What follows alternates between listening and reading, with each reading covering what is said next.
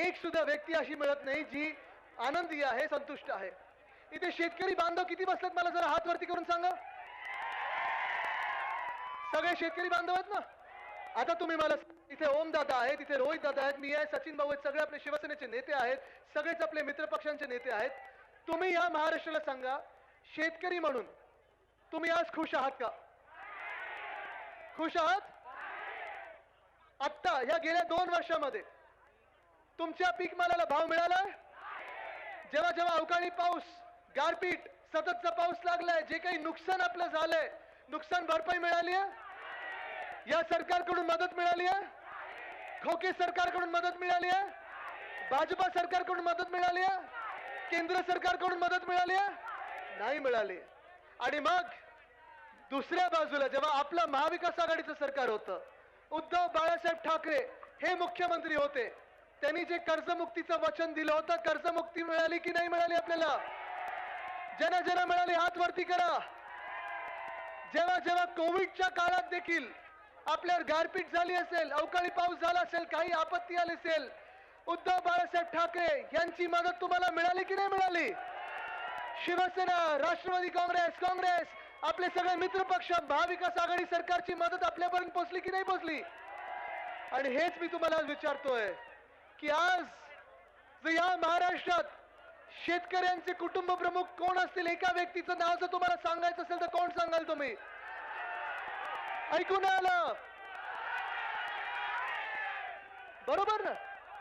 आज त्या उद्धव साहेबांच्या मागे आपल्याला उभं राहायचंय, ओम दादांच्या मागे आपल्याला उभं राहायचंय. तयार आहात की नाही? ओम दादाही जाऊ शकले असते, ओम दादाही गद्दारी करू शकले असते, आपले कैलाश पाटील दादा तेही गद्दारी करू शकले असते. पण तुम्हाला एक खास करून मी सांगायला आलोय, आजचा दिवस महत्वाचा आहे. अनेक ठिकाणी फॉर्म भरले जातात. ओम दादा, मला वेगळ्या वेगळ्या ठिकाणून सांगितलं गेलं की आदित्यजी तुम्ही इथे या, तिथे या. मी सांगितलं माझा ओम दादा फॉर्म भरायला चाललाय, मला तिथेच जायला लागेल.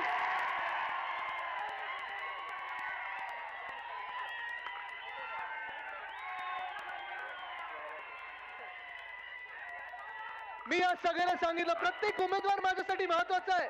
महाविकास आघाडी, इंडिया आघाडीतला प्रत्येक उमेदवार माझ्यासाठी महत्वाचा आहे. पण मी सांगितलं ओम दादा जिगर का तुकडा आहे, मला जायलाच लागेल.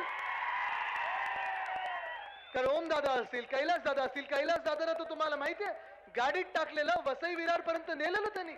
मिंदेंनी स्वतः गाडीत बसवलेलं, मिंदेंनी गाडीत बसवलं, आजूबाजूला बाउन्सर ठेवले, गुंड ठेवले, बॉडीगार्ड ठेवले. पण त्या गाडीतून एका वाघाने उद्धव साहेबांना फोन केला, सांगितलं मी अमिषाला बळी पडणार नाही, मी खोके घेणार नाही, मी गद्दारी करणार नाही, मी तुमचा आहे, मी उद्धव ठाकरे या व्यक्तीचा आहे. तिथून पळत आले नाही तर तिथून मिंदेंच्या गाडीला लाथ मारून मुंबईकडे रवाना झाले. ओम दादा आणि कैलाश दादांनी मला गेल्या 2-2.5 वर्षात सांगितलेलं की आदित्य तुम्ही सगळीकडे फिरत आहात, निष्ठा यात्रा सुरू आहे, धाराशिव मध्ये येण्याची गरज नाही, आमची जबाबदारी आहे की हा जिल्हा पक्का बांधून ठेवतो. आणि आज आपण पाहताय जे प्रेमाचं बंधन आहे ते आपल्या सर्वांमध्ये मला दिसत आहे. आज आपल्याला जर शेतकऱ्यांचं सरकार आणायचं असेल, आज आपल्याला आपल्या हक्काचं सरकार आणायचं असेल, आज पुन्हा एकदा आपल्याला वाटत असेल की केंद्र सरकारमध्ये कोणी आपलं पाहिजे, तर आपल्याला पुन्हा एकदा ओम दादांना केंद्र सरकारमध्ये आणि तिथे केंद्रस्थानी पाठवायला लागेल. मी इथे सगळे जमले जे शेतकरी बांधव आहेत तुम्हाला विचारत आहे, दुसरा प्रश्न विचारत आहे. हे केंद्र सरकार जे आहे 10 वर्ष भाजपचं आहे, हुकुमशाही सुरू आहे. तुम्हाला वाटतं का की हे केंद्र सरकार तुमचं आहे? 2 वर्षापूर्वीची चित्र बघा किंवा आत्ताची 2 महिन्यापूर्वीची चित्र बघा. काय झालं दादा? बसून घ्या दादा. दादा तुम्ही बसून घ्या, बसा. अहो मी दिसीन.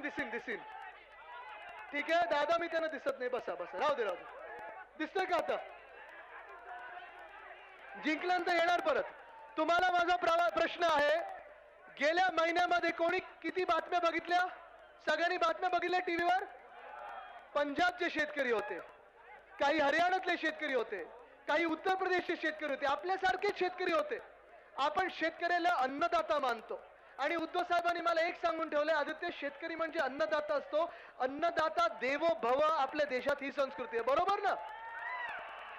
ह्या शेतकऱ्यांवर केंद्र सरकारने, केंद्र सरकारच्याच लोकांनी, केंद्र सरकारच्याच मंत्र्यांनी जेव्हा आपले तिकडचे सगळे शेतकरी बांधव दिल्लीकडे मोर्चा निघून निघाले होते, सांगत होते तुम्ही जी वचनं दिली होती ती पूर्ण करा. अरे मी जरा या फोटोग्राफरने सांगेन, जरा बसून घ्या ना, कृपा करून बसून घ्या, थोडं प्लीज बसून घ्या, बसा बसा प्लीज, मागच्याने दिसत नाहीये रे.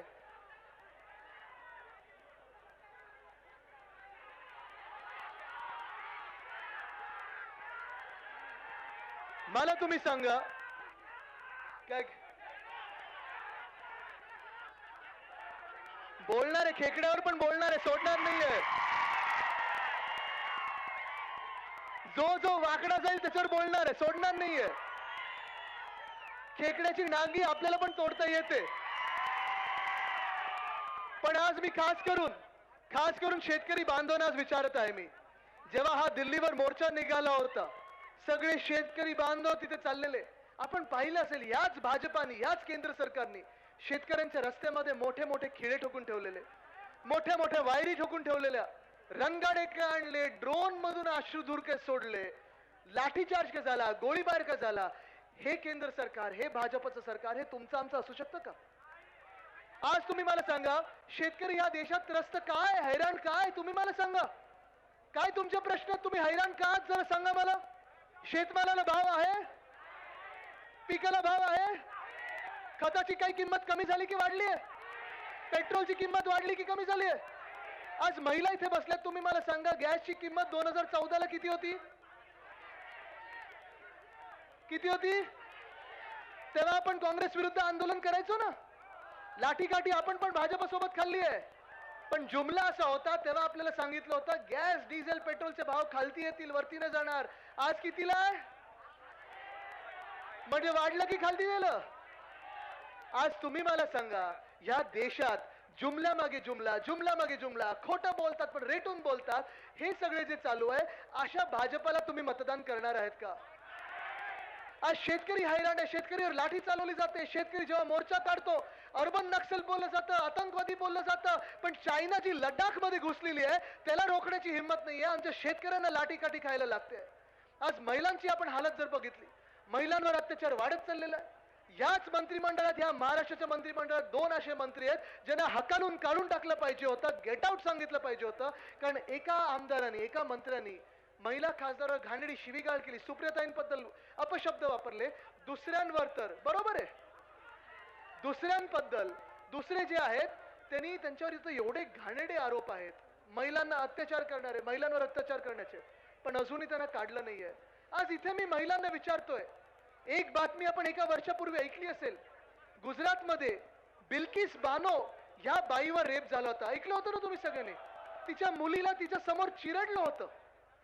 जो अत्याचारी आहे, ज्यांनी रेप केलेला आहे, त्याला ह्या भाजपच्या सरकारने त्या जेलमधून बाहेर काढलं, त्याची आरती ओवाळली, त्याला हार घातला आणि त्याला प्रचारात फिरवलं. हे अशी भाजप तुम्हाला मान्य आहे? अशी भाजप मान्य आहे? आपल्या दैवतानी, वंदनीय हिंदू सम्राट बाळासाहेब ठाकरेंनी आपल्याला सांगितलेलं आहे की बिल्किस बानोची जात पात धर्म कुठचाही असो, तिच्यावर जो रेप करतो त्याला फाशीच मिळाली पाहिजे. ही आपली संस्कृती आहे, हे आपलं हिंदुत्व आहे. आणि म्हणून आज वातावरण जे आहे, जे बदलत चाललेलं वातावरण आहे, देशभरात परिवर्तनाचं वातावरण आहे. मला जास्ती वेळ घ्यायचं नाही, पण मी तुम्हाला अजून एक विचारत आहोत, आपण सगळे आंबेडकर प्रेमी जनता आहोत की नाही? डॉक्टर बाबासाहेब आंबेडकरांना आपण महामानव मानत आहोत की नाही? त्याने जे आपल्याला संविधान दिलेलं आहे, त्याने जे अधिकार आपल्याला दिलेले आहेत, त्याने जे कर्तव्य आपल्याला लिहून दिलेले आहे, ते आपण 75 वर्ष पाळत आलेलो आहोत. त्यांच्याच संविधानाप्रमाणे आपण हा देश चालवत आलेलो आहोत. आज धोका जो आहे आपल्या देशाला सर्वात मोठा, तो लोकशाहीला आहे आणि तो आपल्या संविधानाला आहे. तुम्ही मला सांगा, ज्या भाजपाला संविधान बदलायचं आहे, ज्या भाजपाला डॉक्टर बाबासाहेब आंबेडकरांनी लिहून दिलेलं संविधान बदलायचं आहे, त्या भाजपाला तुम्ही निवडून देणार आहात? निवडून देणार आहात? आज चर्चा कशावर सुरू आहे या देशामध्ये? आज चर्चा कशावर सुरू आहे? जे भाजपचे लोक आहेत, जे प्रचारक आहेत, ते काय सांगतात? विरोधी पक्ष मांस मटन मच्छी खाणार आहेत, विरोधी पक्षांनी असं केलं, नेहरूंनी असं केलं आणि अमुक यांनी असं केलं. ओ जे झालं ते झालं, 50 वर्षापूर्वी झालं, 100 वर्षापूर्वी झालं. तुम्ही सांगा 10 वर्षात तुमचं हुकुमशाहीचं सरकार होतं, तुम्ही काय केलं हे आम्हाला सांगा. बेरोजगारी कमी केली आहे, महागाई कमी केली आहे, महिलांवरचे अत्याचार कमी केले आहेत, शेतकरी आत्महत्या कमी केल्यात नाही केल्यात. मग कशासाठी मतदान करायचं? एका बाजूला अशी भाजप आहे जी खोटं बोलत चाललेली आहे, संविधानाचा अपमान करत चाललेली आहे, आपल्या देशांच्या नेत्यांचा अपमान करत चाललेले आहे. दुसऱ्या बाजूला आम्ही महाविकास आघाडी म्हणून आहोत, जे केलेली काम आहेत ती तुमच्या मध्ये आणि तुमच्यासाठी करत आहोत. आज इथे अमित भैया आलेले आहेत. मला आठवतं एक बैठक अशी होती, इथे मंत्री असताना कैलास दादा असतील, मी असेल, ओम दादा असेल, आम्ही त्यांच्याकडे बैठक घेतली कारण आपल्याला इथे धाराशिव मध्ये मेडिकल कॉलेज पाहिजे होतं. आणि एका बैठकीत त्यांनी ते सोडून दिलं होतं. मंत्री असताना त्यांच्याकडे ते खातं होतं. ही अशी आपली एक मूठ आहे. आपण सगळे एकत्र आलेलो आहोत, ते शेतकरी हितासाठी आलेलो आहोत. आपण सगळे एकत्र आलेलो आहोत, ते तरुणांसाठी आलेलो आहोत. आपण सगळे एकत्र आलोत, ते आपल्या महिलांसाठी आलेलो आहोत, आपल्या तरुणांसाठी आलो आहोत, आपल्या महाराष्ट्रासाठी आलो आहोत. आज जर भाजपवाले कोणी तुमच्यामध्ये आले तर तुम्ही त्यांना सांगा तुमचं सरकार का निवडून द्यायचं. आम्ही गेल्या 10 वर्षात महाराष्ट्रात येणारा प्रत्येक उद्योगधंदा, प्रत्येक रोजगार तुम्ही गेलेला आहे. गुजरातमध्ये आठवतं का वेदांता फॉक्सकॉन कुठे नेला आहे, कुठे नेलं? एअरबस टाटा कुठे नेलं? बल ड्रग पार्क कुठे नेलं? मेडिकल डिव्हाइस पार्क कुठे नेलं? वर्ल्ड कप फायनल कुठे नेली? आता तुम्ही मला सांगा, वर्ल्ड कप फायनल वानखेडेला असती तर जिंकलो असतो ना आपण. मग मला सांगा तुम्ही, जो कोणी भाजपचा इथे प्रचार येईल ना त्याला ठामपणे विचारा की तुम्हाला महाराष्ट्राबद्दल एवढा द्वेष तुमच्या मनात काय आहे? काय आहे?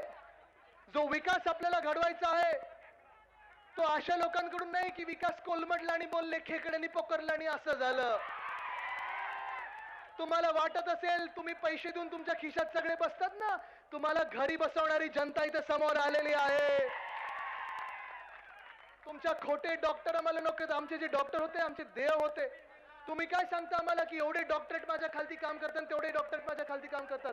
जे डॉक्टर होते, जे नर्स होते, जे जीपी होते, ते आज तुम्ही बघताय आपल्या जनतेमध्ये त्यांनी जी लोकांची सेवा केलेली आहे कोविडच्या काळात असेल, ही सगळी लोकांना आपल्याला घेऊन पुढे निघायचंय. आणि तुम्हाला एकच सांगतो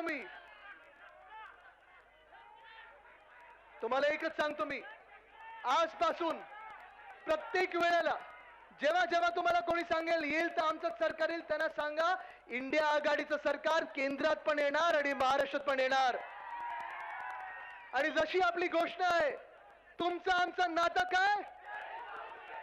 तुमचं आमचं नातं काय? दिल्लीला देणार महाराष्ट्रच पर्याय. जय जिजाऊ जय शिवराय. दिल्लीला देणार महाराष्ट्रच पर्याय. इथून पुढे निघत असताना घरोघरी तर आपण जाणार आहात. मी तुम्हाला एकदा विचारतो, अरे खेकडा करत नका बसू, नको त्या लोकांना जास्ती भाव नका देऊ, तीच त्यांची लायकी आहे, सोडून द्या. तुम्हाला एकच विचारतो, आपली निशाणी कुठची? आपली निशाणी कुठची?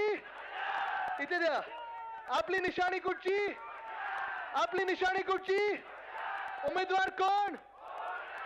उमेदवार कोण? निशाणी कुठची? निशाणी कुठची? निशाणी कुठची? मतदानाचा कुठचा दिवस? मतदानाचा कुठचा दिवस? मतदानाचा कुठचा दिवस? धन्यवाद. जय हिंद, जय महाराष्ट्र, वंदे मातरम. आणि इथून निघत असताना मी सगळ्या कार्यकर्त्यांना विनंती करीन, सगळ्या नेत्यांना विनंती करीन, ऊन चढत चाललेलं आहे, प्रचार जरूर करा पण स्वतःची काळजी घ्या आणि वेळेवर पाणी आणि खात राहा. धन्यवाद. जय महाराष्ट्र.